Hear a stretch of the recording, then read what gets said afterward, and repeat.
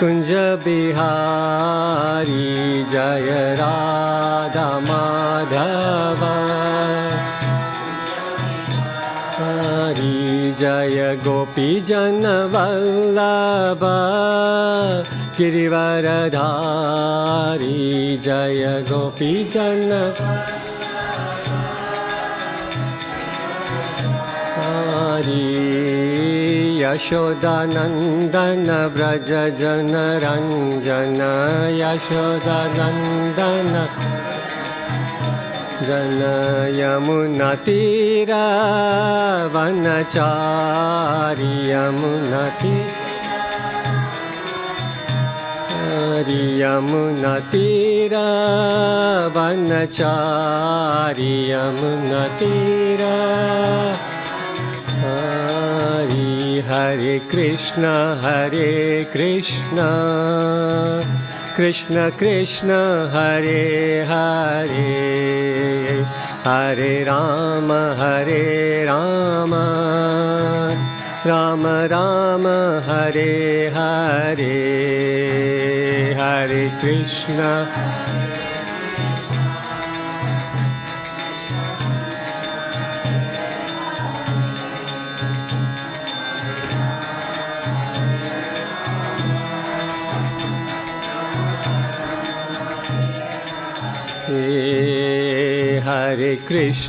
हरे कृष्ण कृष्ण कृष्ण हरे हरे हरे राम राम राम हरे हरे हरे कृष्ण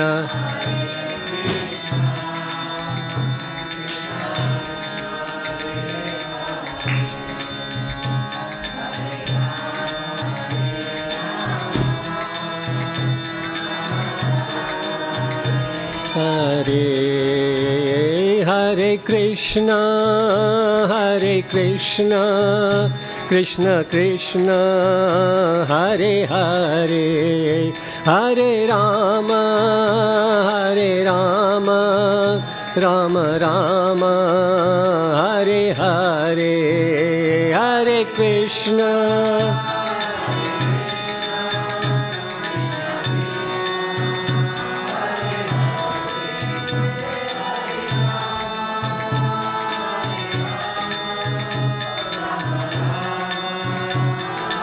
हरे हरे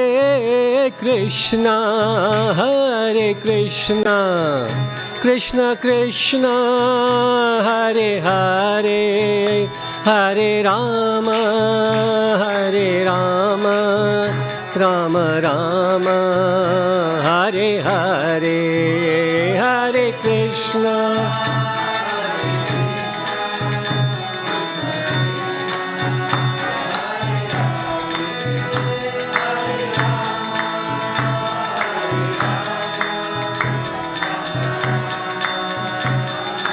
हरे हरे कृष्ण कृष्ण कृष्ण हरे हरे हरे राम राम राम हरे हरे हरे कृष्ण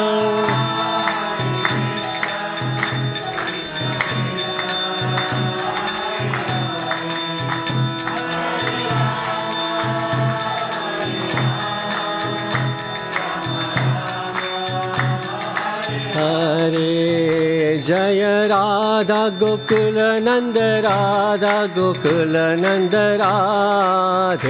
जय राधा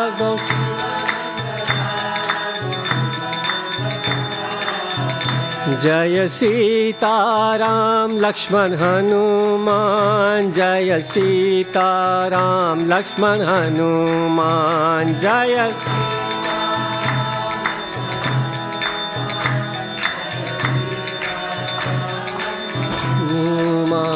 जय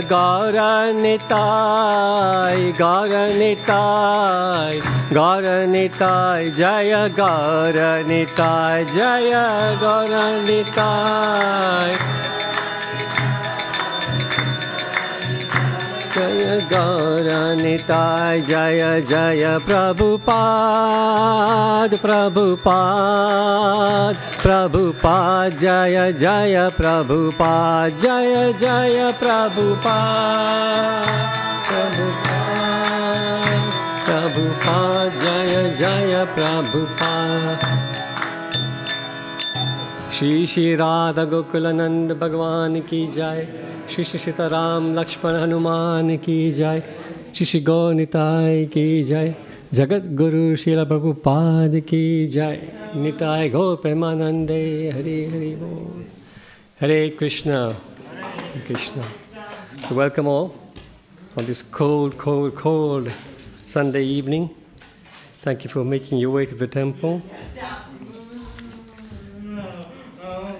We're going to read today from the Bhagavad Gita, chapter 2, which is entitled Contents of the Gita Summarized. And today we're reading text 27, which is on the board.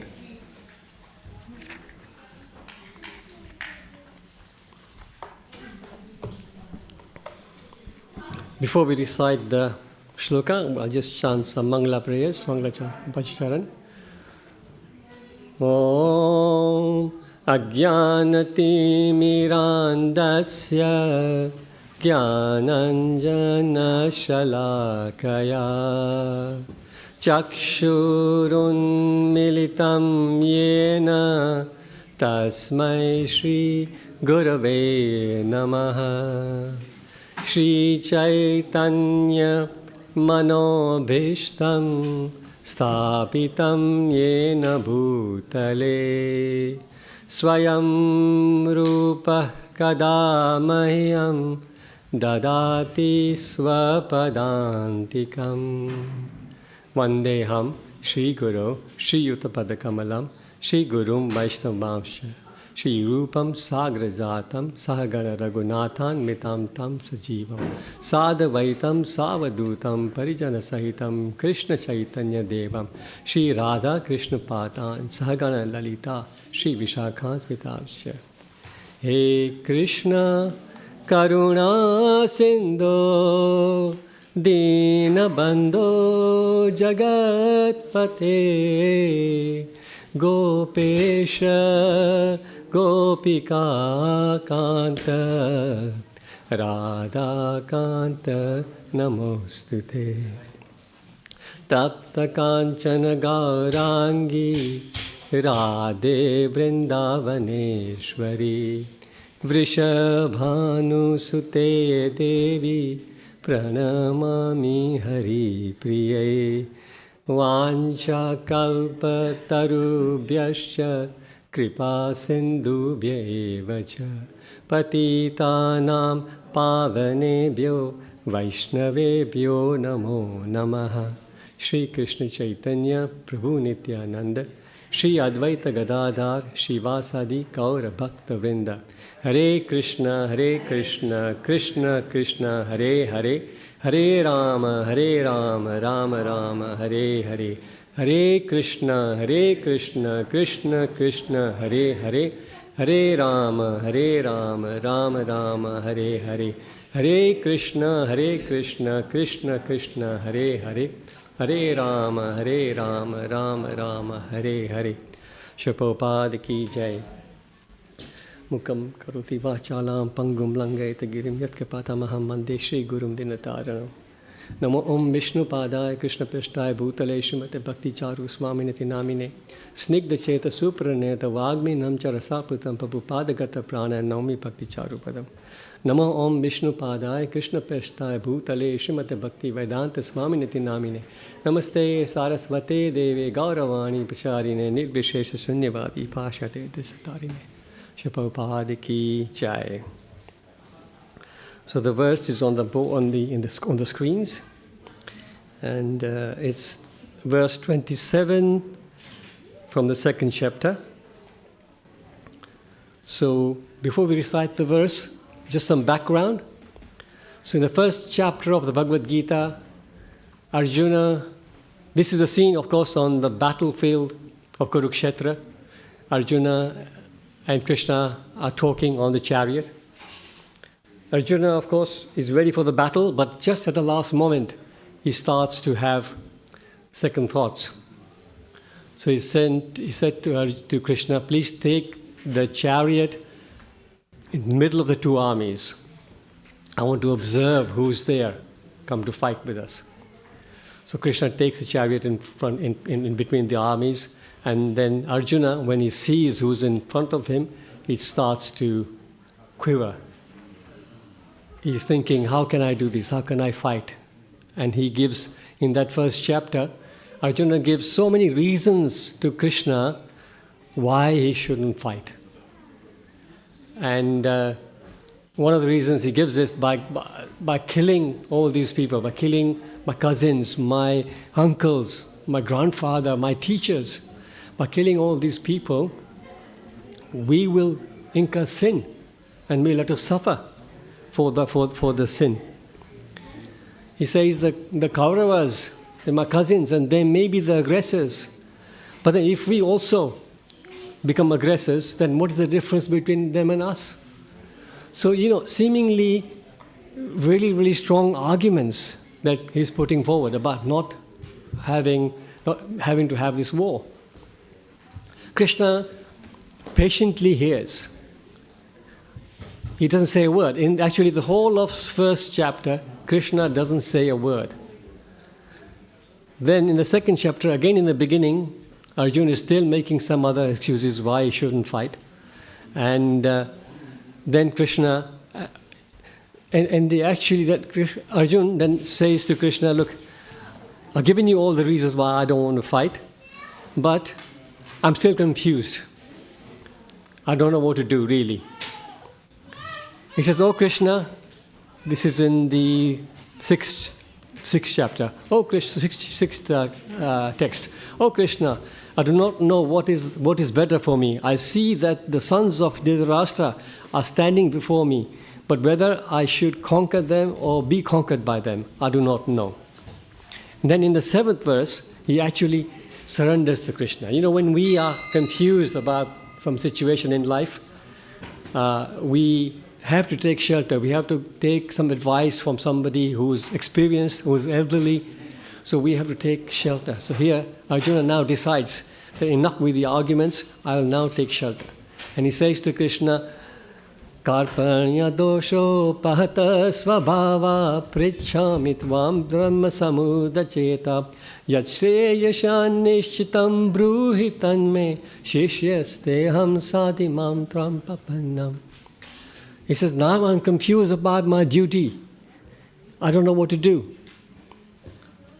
I've lost all my composure due to miserly weakness. In this condition, I'm asking you to tell me for certain what is right for me. Now I'm your disciple, a soul surrendered unto you. Please instruct me. So this is a situation where we need to be. When we have a situation where we cannot control and we are actually helpless, then we have to take shelter of the Supreme Lord in this way. That I am at your lotus feet now. Please, Lord, give me the intelligence to deal with this situation. Arjuna was very fortunate that he was actually in front of Krishna. Krishna was there. But for us, there's no difference between Lord Krishna and the deity here, or even the deities at your homes. We have the faith in him. We can surrender the same way. And Krishna will certainly show us the way. So then at this stage, Krishna now begins to instruct Arjuna. And so many important things. And the very first thing Krishna teaches Arjuna is that we are not these bodies. We are spirit souls. This body is temporary. Spirit soul is permanent. 2:13 he says, Dehinosmin yatha dehe kaumaram yauvanam jara tatha dehantara praptir dhirastatta namuyati. Krishna says, as the embodied soul continuously passes in this body, from boyhood to youth to old age, the soul similarly passes into another body at death. A sober person doesn't get bewildered about this change. Many similar verses are there. And then next he says in 2:20, basically describing the science of the soul, trying to explain to Arjuna that the soul and the body are not the same. 2:20 he says, Na jayate mriyate va kadachin, nayam bhutva bhavitavana bhuya, ajjo nitya sasvato yam purano, na hanyate hanyamane sharire. He says, for the soul there is neither birth or death at any time. He has not come into being. He does not come into being. He will not come into being. He is unborn, eternal, ever existing and primeval. He is not slain when this body is slain. And then 2:23, he says, Nainam chindanti shastrani, nainam dahati pavaka, na chainam kledayanti yapo, na shoshigati maruta. The soul can never be cut to pieces by any weapon, nor burnt by fire, nor moistened by water, nor withered by the wind. So he's given all the science of the soul to Arjuna, saying that, look, you are concerned about all these people standing in front of us, but listen to me. These are just bodies. The souls are going to move on. They are not going to perish. And then Krishna is now speaking this verse. This is part of the same science of the soul.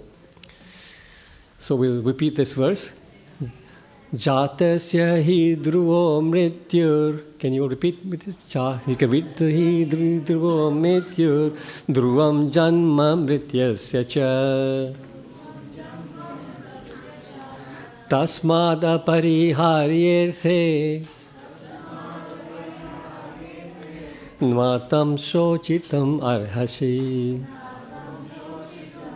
Arhasi. Can you bring it up to the translation? Or anybody wants to repeat it? Keep it on the text, yeah? Anybody wants to repeat the text? No? Okay, then just move on to the translation. Actually, the word for word, let's do the word for word first. It's good to learn the word. So the word for Chatasya, of one who has taken his birth. He, certainly. Dhruva, a fact. Mrityu, death. Dhruvam, it is also a fact. Janma, birth. Mritasya, of the dead. Cha, also. Tasmat, therefore. Apariharye, of that which is unavoidable.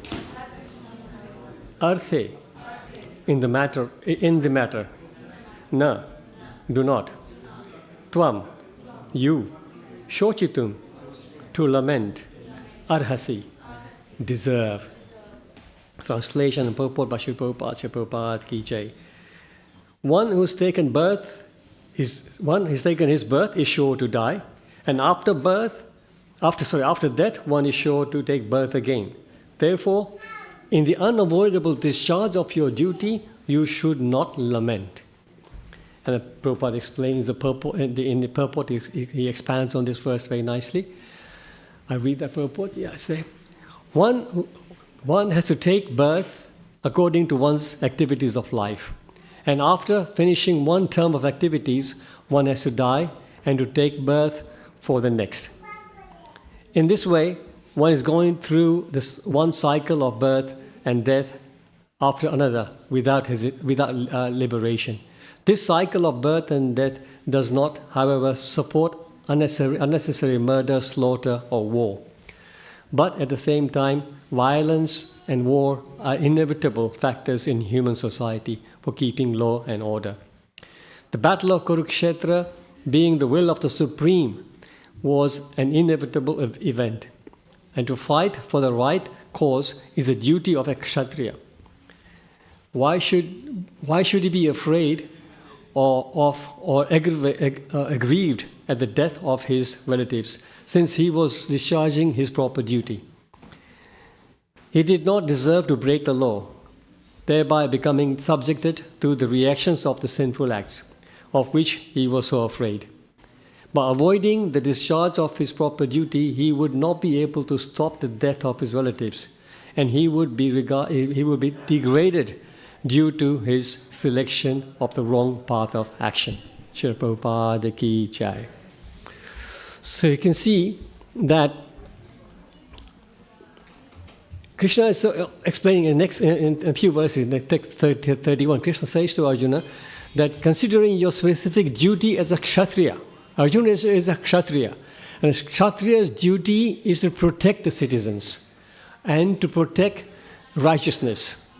Kshatriya is to Sanskrit is a sandhi of kshat and trayate. Kshatriya. That means kshat means harm and trayata means to save. So Kshatriya is one who saves the population from coming to harm. Right? Now what was going on at the time in Hastinapur? The kingdom was in the wrong hands. Duryodhan and his party were actually making life very, very difficult for everybody, and it was going to be a demoniac kingdom, and everybody would suffer. So as a Kshatriya, it was Arjun's duty to protect the citizens from bad governance. So Krishna is now saying to him that you're talking about sin, you're saying that I'm going to kill these people and we will incur sin. But Arjun's proposal was that I want to not fight, I want to just leave from here, go to the forest and meditate. That's what I will do. It's better for me to do that and let the Kauravas have the kingdom. I don't want to get into this ghastly warfare. But Krishna says to him, if you do that, Arjun, you are worried about the sins that you'll incur by killing them. But what about the fact that by neglecting your own duty, you will be still sinful? You will incur sins for that because you are running away from your duty. So it's better for you to stay here and fight. Because all these soldiers on the battlefield, they are destined to die. It is Krishna's plan. Because these are all sinful people whose time has come to an end. Destiny has decided that they're going to leave their bodies. So it's time for them to die. Now, whether you take part in this battle or not is not going to change the result. Those people are not going home. They're going to leave their bodies. But do understand, as I said to you before, that you are not killing the persons, you're killing their bodies. The persons are going to move on into the next life. Life goes on. But right now, it is time for them to leave, and you either become part of this plan, or you just take your path, which is going to lead you to infamy. People will disregard, not just that, people will in the future take example from you and say that such a powerful warrior like Arjun, he decided to leave the warfield. So future soldiers will also do the same thing. They will not actually protect the citizens. They'll decide also to take the easy way out. So this is quite sinful. And this is the war that was going on that we were discussing today, the Kurukshetra war. It wasn't an ordinary war. It wasn't a war that we witness nowadays. Nowadays, wars are happening because of people's greed. Greed for land, greed for wealth, greed for resources, oil or whatever, gold, whatever resources. So these wars are for some selfish reason. Whereas the war, Kurukshetra war, was a dharmic war. It's called Dharma Yuddha. So it's fight for righteousness. So Prabhupada explains in the purport that this theory this fact that the soul never dies, one should not use that as an excuse to say that, okay, fine, this is my enemy, I can kill my enemy because actually he's not going to die, the body is going to die, the soul will live on, so I can kill my enemy. But Prabhupada says in the purport that this should not be misused in these situations. This can only be used for a proper person. One should not use this fact like that. So Arjun then, of course, is saying that everybody will die and they will take birth again. So don't lament about them. So this fact about reincarnation, the fact that when we leave this body, we then move on to the next body.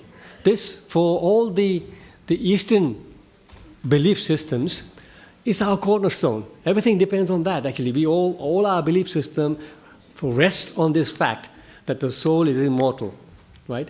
Whereas we have many, many other religious belief systems, Christianity, I suppose, even in Islam, they don't believe in this. They believe that, this is it, this is one life, and they have different thoughts about what happens after, but they don't think that we're going to get another body. But in our scriptures, this is, of course, very clearly mentioned. And if we don't believe in reincarnation, you think about it, then a lot of things don't make sense, right? If you imagine a family where there are twins born, so they're born on the same day, so their star signs are the same, everything is the same, your planetary systems are the same when they're born. Yet when they grow up, one will grow up in a completely different way. His mentality will be different. He'll be more playful. He'll want to, not be so serious about the studies, and he'll be more mischievous and more troublesome. The other one will be more studious, very serious, very helpful, very obedient. So these two children were born in the same family, same parents. They've been given the same sort of upbringing, same sort of nurturing, same education, but they grow up in a different way. Why? How can you explain that? So the only explanation is that the soul is on a journey. So these two souls have come from different journeys, and for whatever reason, by providence, they come in the same family at the same time. But then when they grow up, their tendencies are different according to their past experience. It is said in the Bhagavad Gita that when we die, our subtle body carries our conceptions of life from one body to the next. So this is how our nature, we say, for example, we have our own children. We may say that, if you say in Hindi, iska nature bahut acha hai, iska nature theek nahi hai. His nature is nice, his nature is a little bit, angry. So this is what we talk about. Because these are the samskaras we're carrying from our previous life. And then as we grow up, they mature, right? Somebody who had the habit of stealing, for example, in his previous life, when he grows up, automatically he'll be attracted to those kind of activities, right? Somebody who was reading scriptures in his previous life, from a very young age, that boy or that girl will be attracted to reading scriptures. So this explains explains that there was a body for the soul before. It's not just the first time. The other way that you can also question, for example, is that people say, okay, fine, when you get birth, it's fine. Somebody who doesn't believe in reincarnation would say, okay, things will happen. You do bad things will happen to you, and that's why you suffer, right? But then we hear, I'm also part of the bereavement team here at the temple, and we do funerals. So a couple of years ago, I went to a family and did a funeral for a 6-year-old girl. So that girl at 6 died of cancer. So what chance did she have to accumulate sins enough to die, right? There's no reason, there's no explanation of how she could have done so much pap, so much sin that she has to die at the age of 6. No. The only explanation is that soul was paying for the karma from the previous lives. And that's why he had a short life in this life. So this all explains, and there's so many other ways to explain this. Whereas people who don't believe in this, they don't want to hear anything. They just say, no, we don't believe in it. That's it. One reason is explained. One reason they don't want to believe in these things is because they feel that if we believe in it, then we'll have to become responsible. Isn't it? If there is nothing after this life, we can be carefree, enjoy. Eat, sleep, and be merry. Nothing to worry about. In fact, there was, in the 6th century, I think, as long as ago, in India, there was a theory called Charvak theory. This was Charvak Muni, and his theory was like that. There's nothing in this life, everything is finished, so enjoy. Just this life, you just enjoy. And he says, what does he say? I wrote it down somewhere here, but I find it. He says, anyway, I try to remember. It says, Rinam Kritva Gritam Pibet. So it says, whichever way you do, eat ghee. Gritam Pibet, drink ghee. Of course, in those days, maybe ghee was a very expensive commodity. So he was saying that, which means, okay, enjoy, which way. So Rinam Kritva means even if you have to borrow money or steal money, get money and drink ghee. Rinam kita gitam pibet, yava jivet sukham jivet. Whatever you just live happily. Find a way to live happily. Why? Because bhasmi bhutasya dehasya. Bhasmi, this deha, is going to be burnt at the end of your life. Kutah puna agamano gavet. Where's the chance of coming back? There's no question. Don't even believe those things are coming back. You're going to die. So just enjoy this life. Right? So this is his theory. And there's a big following like that. Right? So imagine you following that theory, and then, of course, you're going to end up in a very bad situation because you've not done anything for the soul. You just enjoyed life. And then at the end, you're going to pay. You're going to end up in a different yoni. Also, when people think about reincarnation, there's a misconception that we will always come back as a human being. Sometimes we also may think that, okay, if I take my next birth, I'll be born in this kind of family. And we always think that because we are human, we'll be human again. No, Shastra doesn't agree with that. There are how many different kinds of yonis are there? How many different species are there in life? Anybody? 84 lakh. So 8.4 million species of life, right? So 8.4 million, and it's not some number that somebody just made up.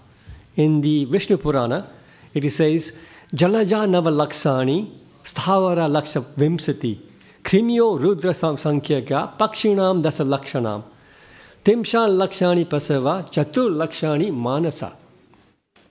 So, Jalaja nava lakshani. So this is actually figures given in the Shastra. So not the number that somebody actually just made up. So are you good at maths? Yeah? Okay, so count these numbers, okay? I'll give you, instead of doing millions, we'll do in points, right? So, Jalaja nava lakshani, that means 900,000. So say 0.9. Okay, 900,000.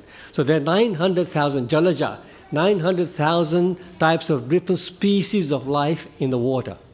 Fish, all kinds of aquatics. Now, nobody can go and count these, right? So sometimes you have to take the word of Shastra. In Shastra, this is mentioned, so you take it as read. So, you got 0.9, right? Then it says, Sthavara laksa vimshati. Sthavara means things can't move.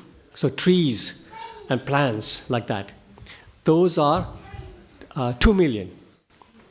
Okay? 2 million different types. Then Krimyo, Rudra, Sankhyaga. Krimyo means insects, different kinds of insects. Rudra, Sankhyaga, that means 1.1 million. So you got 0.9, 2, and 1.1. Right? And then it says, Pakshinam dasa lakshanam. 1 million, das lakh is 1 million. 1 million different types of birds in the air. Trimshal lakshani prashava. 3 million different types of animals. And chatur lakshani manasa. 400,000 human beings. Were you with us? What was the total? 8.4 million, there you go. See? So this is science. It's not some number somebody made up. This is how it's made up. So, from this calculation, you can see there's only 400,000 human species. And these species, first of all, are in this world, for example, in terms of, aborigines, uncivilized, to civilized, the more civilized, like that. But also, this is not just a figure for this earth, but the whole universe. So different types of living beings are there, human beings. So this is but it's a very small number, only 400,000, right? 2 million different types of trees and plants, 3 million different types of animals. Humans are only 400,000. So even from that calculation, you can see that it's very rare to get a human birth, right? The fact that we're all here and have a human birth is because we have come through this cycle of 8.4 million, and by good fortune, we have now come to the human life. But human life comes with responsibility. The animal life, there you don't have to worry about responsibility. But human life is responsibility, because only in the human life you can ask the questions about who am I? What am I doing here? What is my duty? And what is there beyond this world? There must be something. Right? And we can ask these questions about how come I'm suffering? I haven't done anything wrong. Why am I suffering? These questions only we can ask. A dog will not think about it. A cat will not think about it like that. So this is a responsibility. And it's like when we come to the human life, if we are in the wrong company, or we don't get the right education, don't meet devotees, and we don't realize that this is one of the duties of a human life. In human life, of course, we have our normal duties, which are related to this body. And every one of us busy from morning till night to do with things connected to the body. We wake up in the morning, clean the body, make ourselves fresh. We feed the body. We go out and work to earn the money to sustain the body and people connected to this body, to maintain the house, whatever. Everything's to do with the body, right? But what do we do about the soul? So there's two things, dharma, swadharma and sanatan dharma. Swadharma is everything related to our body, which we are all very good at. Everybody is very adept at doing that. Nobody has to teach us to do that. But sanatan dharma is something that people neglect. And here, of course, I'm speaking to the converted, because all of you are here because you believe in coming to the temple and believe in God. But we know right now how many people, even within our immediate circles, have no inclination to come to the temple or take to religious spirituality. They just were happy to be in the pub and spend their time with their friends, or just enjoy life and just face the consequences. But so we're given this human body, and if we are distracted because we are not careful, then it's like, example is given, like, for example, you put in a big stadium, right? So big stadium is circular, right? So that is, say, you can, like the 8.4 million different lives. So you're going from one panel to another panel. It's made of different panels. So you're going through this life. And the only way out of this cycle of birth and death is a human form. No other form can give you the way out. Because in only the human form we can actually do some spiritual activity which will elevate us to go out. But in that stadium, you're going around, getting different bodies, different panels, but you're blindfolded, right? And when it comes to the place where there's the gap for you to get out, that is a human life.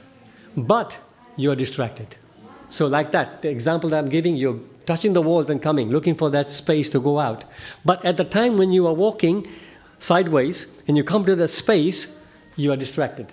There's some noise or somebody calls you and you move away and then you move to the next panel. So you move that chance. So your gap is gone. Now you're back again, 8.4 million different lives. This is what we're doing.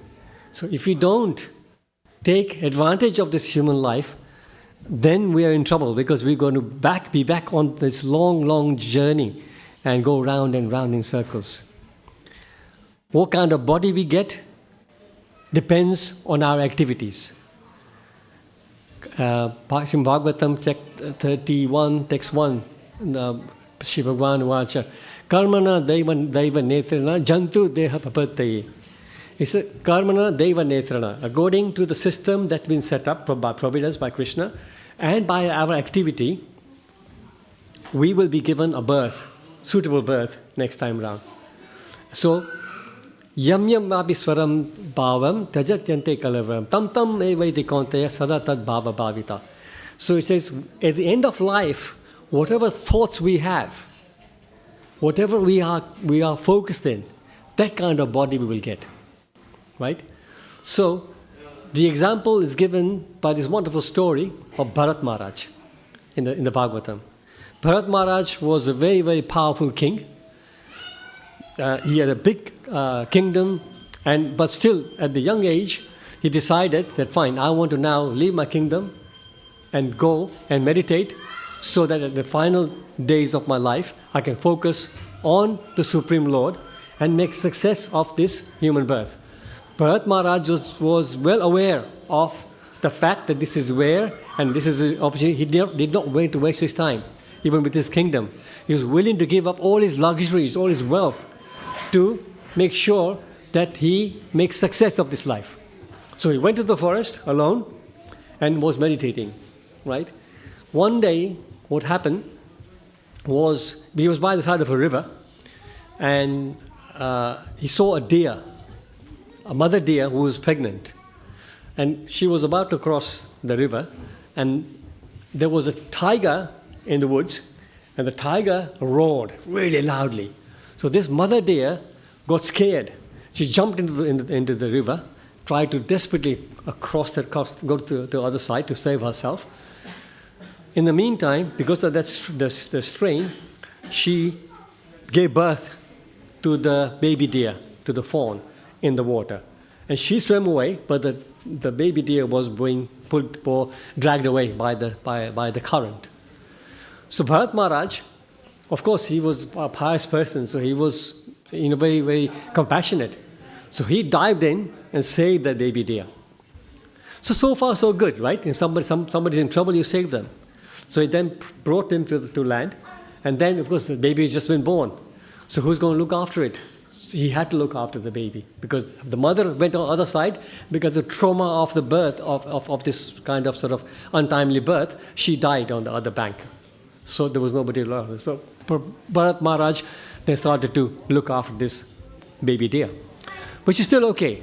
Then maybe you get into a stage where it's a little bit independent, starts to sort of move around by itself, then let it go. But no, he got attached to this baby deer. So then whatever he was doing his havans and his prayers and everything, but half the mind was on the deer. But deer would go to the forest and come back again. He was thinking, where's the deer, where's the deer? So all the time he's thinking about the deer. So when it came time for him to die, his mind was on the deer, and he left his body. So as I was saying earlier, yam yam vapi smaram bhavam tyajatante kalevaram. Whatever thoughts are in your mind at the end of your life, that's where your body that's what the next body will be. So we have to be very careful. The Bharat Maharaj, as a result of that, although he was such a pious person, he knew about spirituality, he knew the human birth is rare, but by the small mistake of him being attached to that deer baby, he got birth as a deer next time round. Right? So we have to make sure that we cultivate our life in such a way that at the end of our life, we can think of Krishna. That is success. If Krishna says in the Bhagavad Gita, Antakale chamam eva smaran mukva kalevaram yah prayati samadbhavam yate nashyata sanshaya.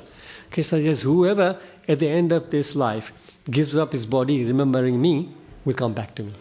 That's his guarantee. Now it's up to us how we do this.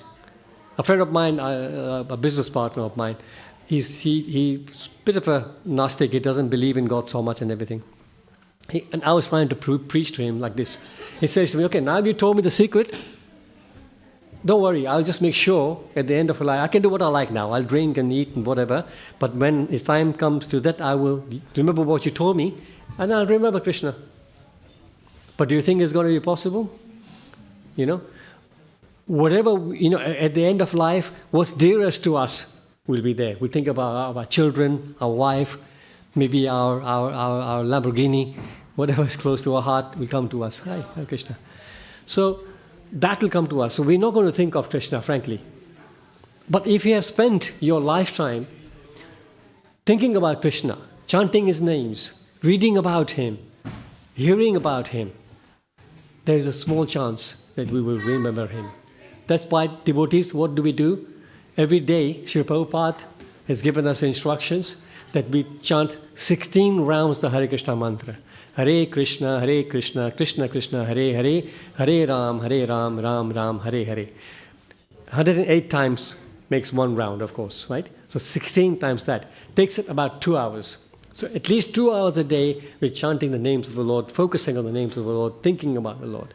So if you're doing that every day, and of course during the day you're doing other things, you're offering bhoga to the Lord, you are going to classes, you are preaching, if you're able to preach, you like this. So those things are all making you think about Krishna. So this way, if you're fortunate, and of course, two things. This is our endeavor. Our endeavor is there, but our endeavor alone is not enough. What do we need? Anybody, what do we need? Apart from our endeavor? Sunny Prabhu? Action, that's our endeavor.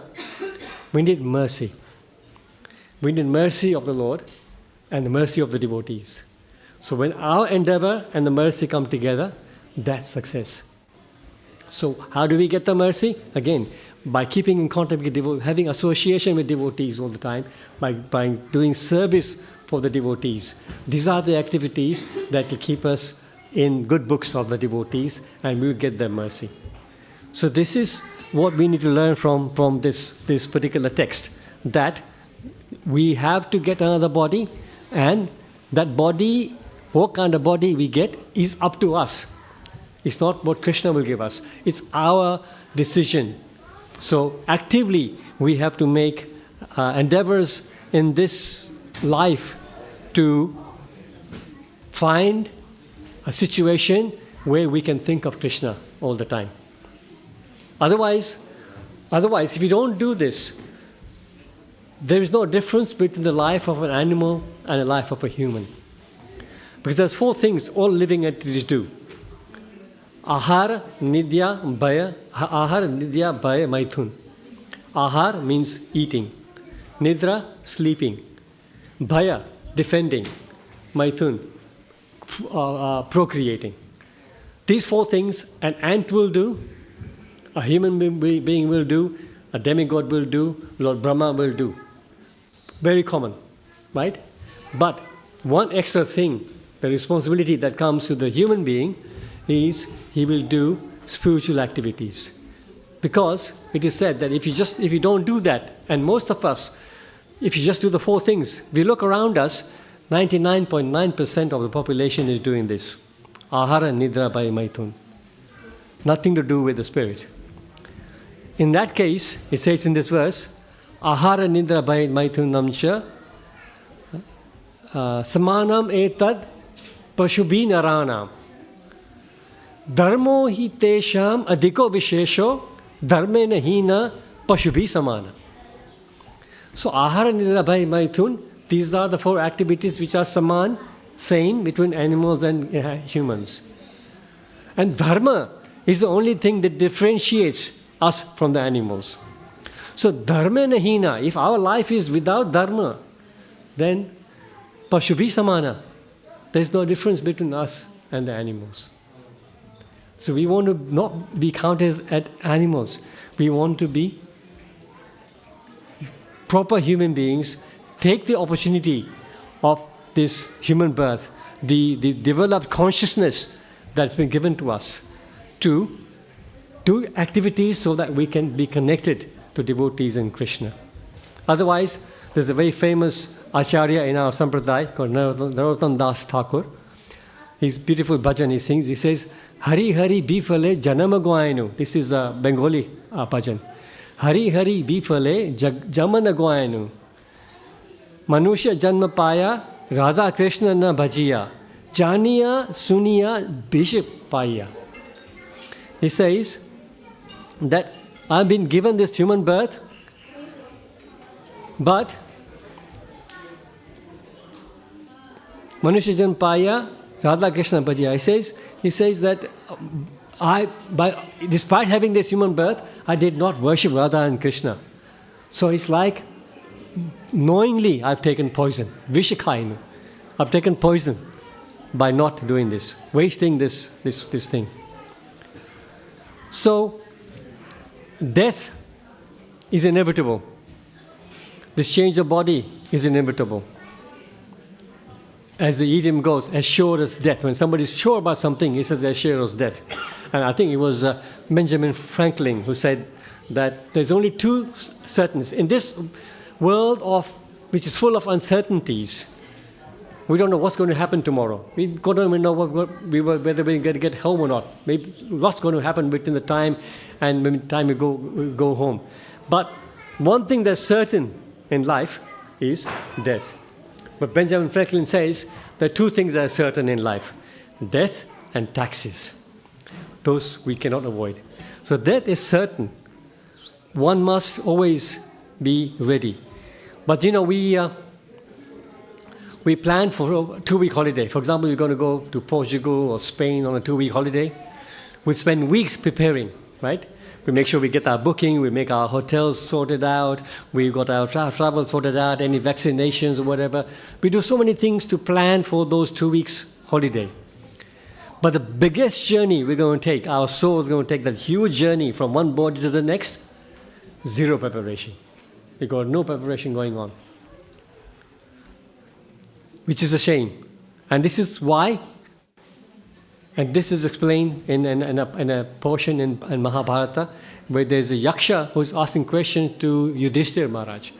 And the Yaksha is asking Yudhishthira Maharaj, what is the most amazing thing in this world? There's many questions asked. One of the questions was, Yudhishthira Maharaj, what is the most amazing thing in this world? And he answers, he says, Ahanyahani bhutani gachantiha yamalaya shesha sthavaram icchanti kim asharya atah param. He says, hundreds of thousands of living entities meet death at every moment. We hear on the news, we hear about friends, family dying. People are dying all the time. But somehow we think it's not going to happen to us. Either we think that it's not going to happen to us if we're really foolish, or we think that it's going to happen after a very long time. But both things are wrong. You never know. As I was saying earlier, did a funeral. I've done funerals for a 100-year-old, and I've done a funeral for a 5-year-old. So you never know where that's going to happen. Once in a class, a teacher asked students, young students, what is old age? So different people gave different answers. And one student, his answer was very clever. He says, old age is when you are close to death. Good answer, isn't it? Old age is when you're close to death. So if you take that answer, then who knows how old we are? That girl who was 4 years old, maybe thinking I'll get 70, but she passed away at 5. So at 4 years old, she was already old. So for all of us, we don't know how old we are really in that sense. So we must make preparation for our next life, and we must try to arrange our thoughts accordingly. It is said by latest statistics show that around 60% of people die without making a will. Think about it. 60% of people die without making a will, which makes life of their dependents very difficult at the end to sort out their estate. But why do people not make their will? For this reason, because they're not thinking about it, right? When we give classes here, because Shastra is full of these talks about death, people sometimes say, one of my friends, he came to a couple of my classes, and he said, whenever I come to your class, you're always talking about death, so morbid. Why can't you talk about something cheerful? But the point is, we need to be reminded, we need to remind ourselves about death. Otherwise, we're in trouble. It is like that student. They say two students. One student is there, and he goes to the school just because his parents force him to go. He's not really interested in studying. So he'll waste his time. He'll skip classes, he'll go and have fun. The other person, he is very studious. He knows that there's an exam at the end of the year. So this human life is like a university. And death is like an exam at the end. So just like that student who is very diligent, who's always thinking about that exam, and he studies carefully every day, he's going to pass that exam with flying colors. The other student who's negligent, who doesn't want to study, who's just wasting time skipping classes, that's what we are all doing. What's going to happen? The exam is inevitable for both. When the exam comes, he's going to fail miserably. And then in this example here today, he's going to go back on the cycle of birth and death, 8.4 million lives, round and round, the merry-go-round once again. So we should not think of death as some inconvenient truth. Rather, we should look at death as like the ultimate meditation that will help us in our final time. It will help us in our final destination. So we must always remember that life is not just about maintaining our families and having a good time and keeping healthy. All those things are necessary, but human birth comes with the responsibility of making a difference to the future journey of the soul. So worship the Lord. Different methods: hearing, chanting, Vandan, Shravanam, Kirtanam, Vishnu, Smaranam, Padasevanam, Achanam, Mandanam, Dasyam, Sakyam, Atmanivedanam. Prahlad Maharaj, at the age of 5 years old, Prahlad Maharaj is teaching his fellow students this verse. She says, from the beginning of life, we must do these things. Which are the things? Shravanam, hear about Vishnu. Kirtanam, sing about Krishna, talk about Krishna, Vishnu. Smaranam, think about Krishna, Vishnu all the time. Padasevanam, worship whenever the opportunity comes. Worship the Lord at the feet of the Lord. Archanam, do seva. Vandanam, praise the Lord. Dasyam, do some service, do some seva for the Lord. Come to the temple, do some seva at the temple to the Lord. Sakyam, become a friend of the Lord. And Atmanivedanam, surrender, complete surrender to the Lord. And this way we can hopefully make our journey successful. Thank you so much for listening to me. It's time for Aarti. So everybody please be standing. Srila Prabhupada ki Jai.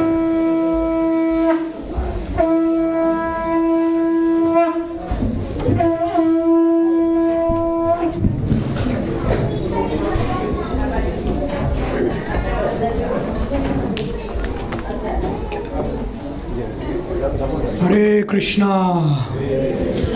So if everyone can please come forward, everyone can please stand up for the Aarti ceremony. And if there is a mat around you, you can put it under the bell, so we don't want anyone tripping over. And as the Aarti ceremony is being performed, we'll be singing the Gora Aarti song. That will be up on the screen very soon. We'll sing one line at a time, and then if you can repeat that line, and then we'll go into chanting the Hare Krishna Maha mantra. So please do join in with the singing and the dancing. Hare Krishna. Jaya Jaya Gaura Chande Arati Kaso Jaya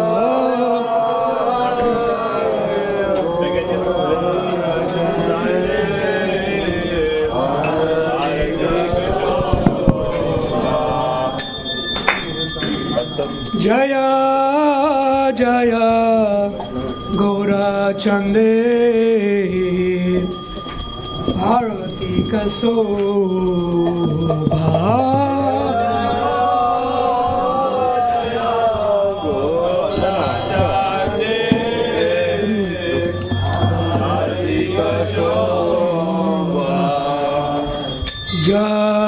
Janavi Tatavane Jagamana Lobha Janavi Tatavane Jagamana Lobha Janavi Tatavane Jagamana Lobha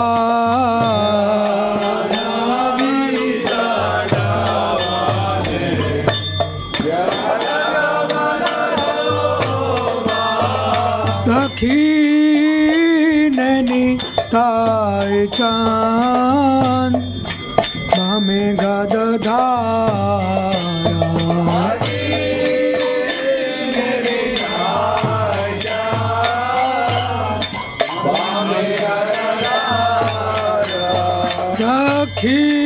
Dakhineni Tai Chan Bhame Gadadhara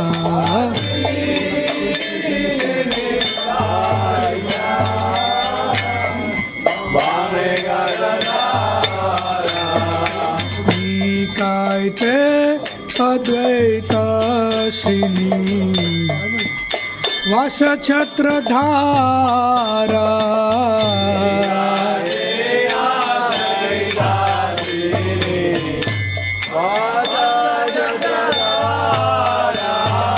Nikaite Advaita Sini Vasa Chhatradhara Nikaite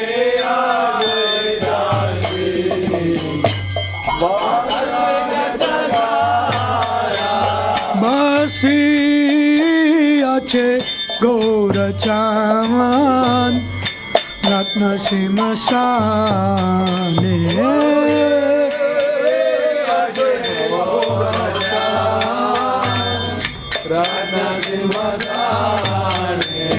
બાસી છે ગૌરચાંદ